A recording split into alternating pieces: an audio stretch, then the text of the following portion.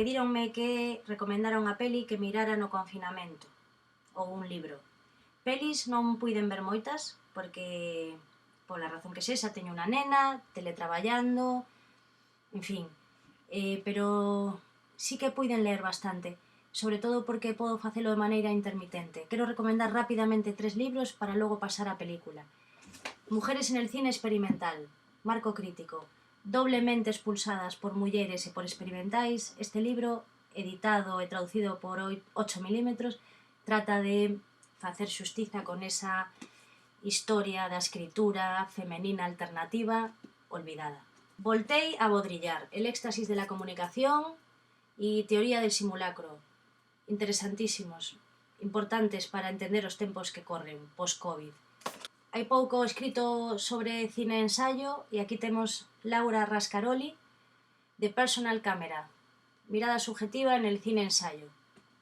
E logo, películas, quero recomendar Hamada, de Eloi Domínguez Serén. Esta película súa, Hamada, nos leva ao pobo saharaui, consigue, coa súa mirada íntima, próxima e chea de amor, consigue entrar nos campamentos nun grupo de amigos que narran a súa desesperanza, agardando e agardando. Todos sabemos que España ten unha deuda histórica e moral co pobo saharaui, dende o ano 75 levan agardando que se cumplan as resolucións da ONU, que se celebre un referéndum, e mentres agardan, desesperan. Eloi Domínguez Serén é capaz de entrar con esa mirada íntima, subxetiva, que non trata de aproximarse á etnografía dende o outro, senón dende a convivencia e a valentía de entrar.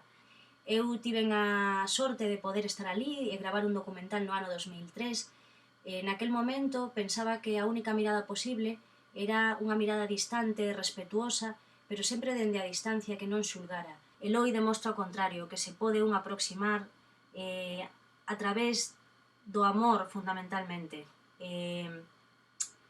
É unha maneira de entrar, de buscarse o respeto da xente e conseguir transmitir o que están realmente sentindo. Querería nomear a Eloi nesta gincana de nomeamentos e darlle a enhoraboa por esta peza tan fermosa que debería mirarse a gran escala.